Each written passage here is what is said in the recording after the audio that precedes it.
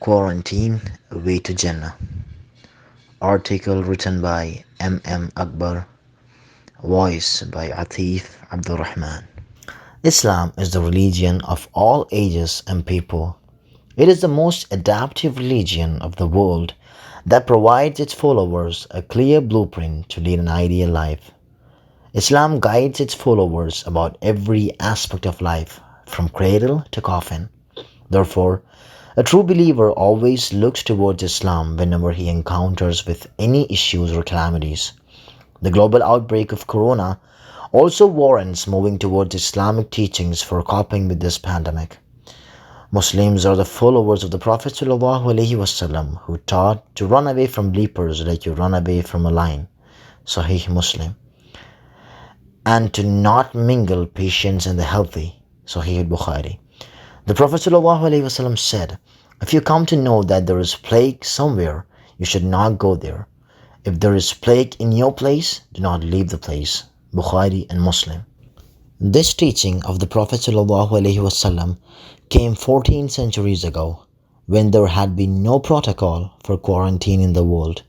How could those who understand that one should compulsorily obey the instructions of the Prophet ﷺ turn a blind eye to the quarantine instructions of the country? Those who sit inside a home by heeding the law of the country should never be despaired but rather be hopeful of the reward of Allah for heeding His command. If we read the hadith, we can realize that Prophet ﷺ's instruction that one should keep away from people who have epidemic is not meant as a hatred against them, but as a safeguard for oneself.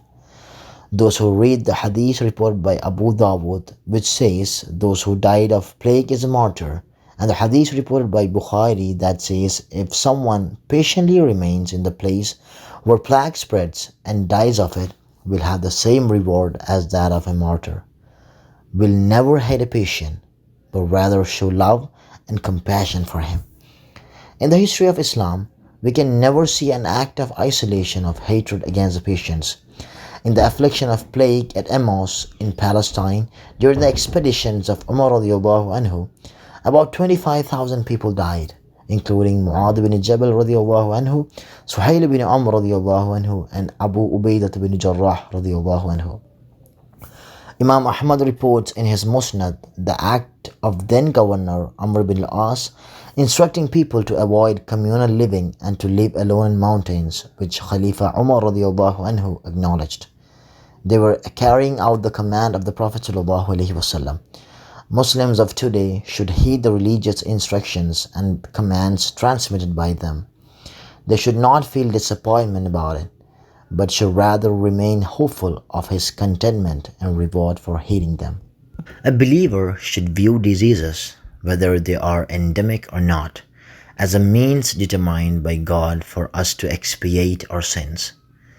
If a Muslim is suffering from an affliction, God will forgive his or her sin like leaves falling from a tree.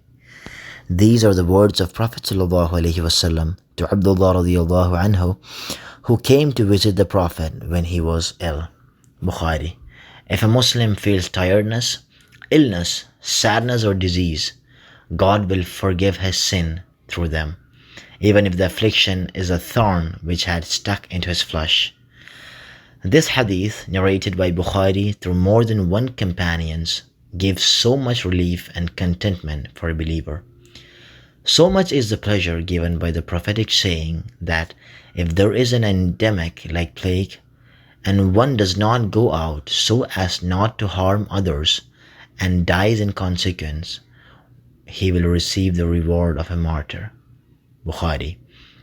It was this pleasure which motivated believers, including Sahaba, to remain in places where the plague spread 14 centuries ago and accept martyrdom after death at a time when there was no scientific assessment of bacteria and virus and no quarantine protocol. Believers have to understand that the reward of martyrdom has been offered not merely for those who die of plague. Those who reside in a plague-affected region with the belief that nothing will happen to them except what is destined by Allah for us will get the reward of a martyr. Says Prophet sallallahu alaihi wasallam, as reported by Aisha radiallahu anha and recorded by Bukhari.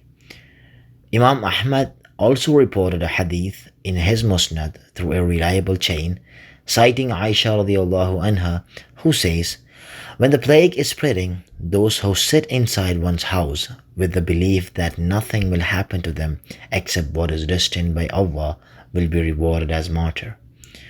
Most scholars have included all epidemics under the category of plague.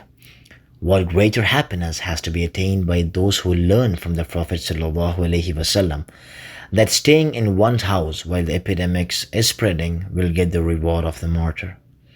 If we participate in congregational prayers and Friday congregations for the satisfaction of Allah, it is Allah who demands us to stay at home seeking the same satisfaction. How could the believers feel disappointment then? Those who have studied from divine revelations about the blessings which the martyrs will receive in heaven should have nothing but hope for an equal reward. Divine reward of a holy martyr is offered to the believers for merely staying at home during a pandemic outbreak. In other words, staying at home in quarantine is truly a way to Jannah as taught by Holy Prophet of Islam, peace be upon him.